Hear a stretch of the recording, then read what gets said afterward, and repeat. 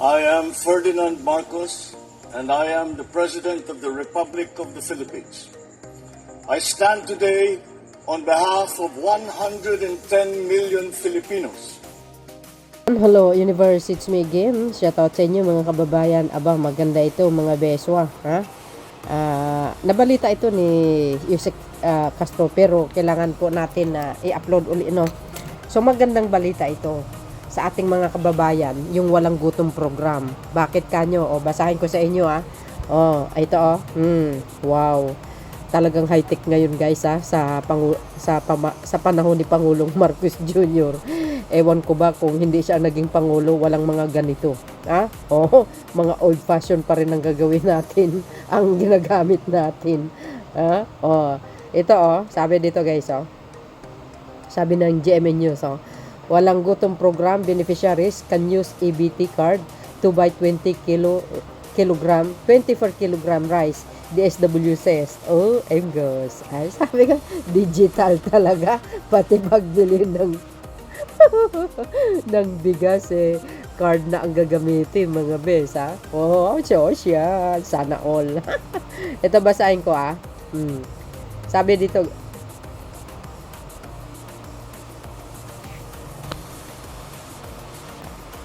dito, guys, so walang gutom program beneficiaries can, sabi dito guys, walang gutom program beneficiaries can use EBT card to buy 20 kilograms rice, sabi ng DSWD. Goes. Ito 2 days ago, maganda ito. Ayan, i-swap mo lang, parang QR code. Wow, makakabili ka na ng bigas, gamitin ang card, di kayo naloka. Wow, socially na talaga ang mga Pilipino ngayon guys. Pagbili mo ng bigas, card na talaga. Sana all. Beneficiaries of the Walang Gutom programs, ayan, sa Walang Gutom program lang naman yan, mga bes, may avail the 20 per kilo rice using their electronics benefit transfer EBT card according to the Department of Social Welfare and Development, which is ang DSWD. Go, social. According to Dano Tingkungkos, Monday report on 24 oras on EBT card is similar to a debit card loaded with 3,000 per month. Sa mga walang gutom program.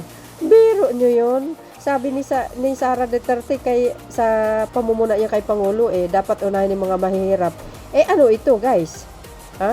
Yung mga kababayan natin na hikao sa buhay, ano itong ginagawa ng Pangulo? Hindi ba yan tulong yan? Nahuhuli yata si Sara Duterte sa sa balita ito, 'di ba? Gamitin ang kanilang EBT card. Parang debit card ang dating. May laman po yan na 3,000 per month. Biro nyo yun. May laman every month na 3,000 na pwede nilang gamitin yan pambili ng bigas. Isa-swap mo lang. Talaga naman, Talaga naman kakaiba ito si Pangulong Marcos Jr. The card can be used to buy food included in the SWD's pre-identified food group from Kadiwa accredited retailer.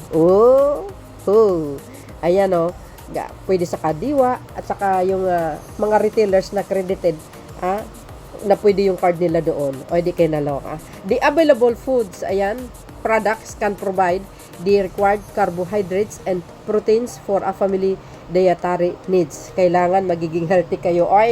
Sabi po ng news online. Goes. Sabi sa inyo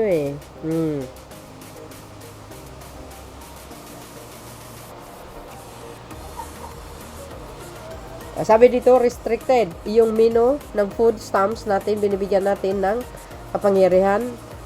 Pumili ang mga pamilya. Alam natin sa carbohydrates, may bigas at sweet potatoes, samot-sarit carbohydrates na pwede nilang pagpilian. So may portion doon sa napupunta sa bigas. Social Welfare Secretary Rex Gatchalian said. Wow. Saan kayo makakita niyan mga bes? Yan nyo. Ito karagdagan na balita ni Yusek Castro. Panoorin nyo. But before that, don't forget to like, hit the button bell para lagi kayong updates sa aking mga upload videos. Congratulations. Sabi ko nga, high-tech na talaga ngayon, Puro digital. Grabe, puro card na lang. O, sa bagay, maganda naman yan, no? Para madali. I-swap mo lang o i-scan mo lang. Mabilis, hindi ka napipila. O, eto na. Okay? Sa ibang balita, walang gutom program beneficiaries makakabili na ng benting bigas. Upang mas gumaan pa ang pamumuhay ng mga beneficiaries ng walang gutom program ni Pangulong Ferdinand R. Marcos Jr., simula ngayong araw, makakabili na sila ng 20 pesos na bigas sa ilalim ng benting bigas meron na sa WGP program. Ang programang ito ay bunga ng pinagsamang puwersa ng Department of Social Welfare and Development o DSWD at ng Department of Agriculture or DA na naglalayong magbigay ng mas abot bigas or mas abot kayang bigas sa mga food poor sectors, kabilang na ang mga solo parents, senior citizen at yung mga kapansanan. Inilunsad ang benting bigas meron na sa WGP program sa isang food redemption activity ngayong araw sa Tondo, Manila. Sa ilalim ng walang gutom program, ang mga beneficiaries ay makakatanggap ng 3,000 pesos monthly food credits sa pamamagitan ng Electronic Benefit Transfer o EBT cards na magagamit lamang sa pagbili ng masustansyang pagkain. Mabibili naman ang 20 bigas sa mga DA-accredited suppliers at retailers, kabilang na ang mga kadiwa outlets. Sa ngayon ay meron ng 300,000 low-income households ang nakikinabang sa walang gutom program ng Marcos administration. Layo ng administrasyon na maabot ang 750,000 beneficiaries bago matapos ang termino ng Pangulong Marcos Jr.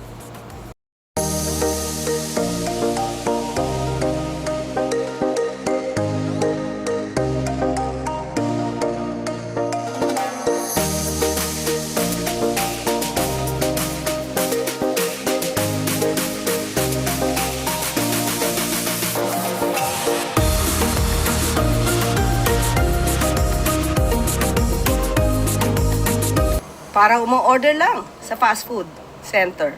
Ganyang kabilis. Sa isang malaking bagay sa partnership na ito, ang paglunsad ng self-service digital kiosk sa mga pilot areas para sa mas madali at mas mabilis na food access sa mga beneficiaries.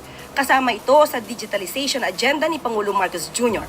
Ang mga kiosk na ito ay makakatulong sa mga beneficiaries sa mga susunod na i-redeem lang ang kanilang food credits, i-check ang kanilang transactions at i-access ang program information gamit ang QR codes or digital IDs. Maliban sa food access, layon din ang programa na palawakin ang kaalaman sa teknolohiya ng mga beneficiaries, lalo na yung mga nasa liblib na lugar. Sa kabuuan, ipinapakita sa programang ito na ang walang gutom ay hindi lamang tungkol sa ayuda. Ito ay pamumuhay sa kakayanan at kinabukasan ng bawat Pilipino upang maging mas malusog, mas matatag at mas handa sa makabagong mundo.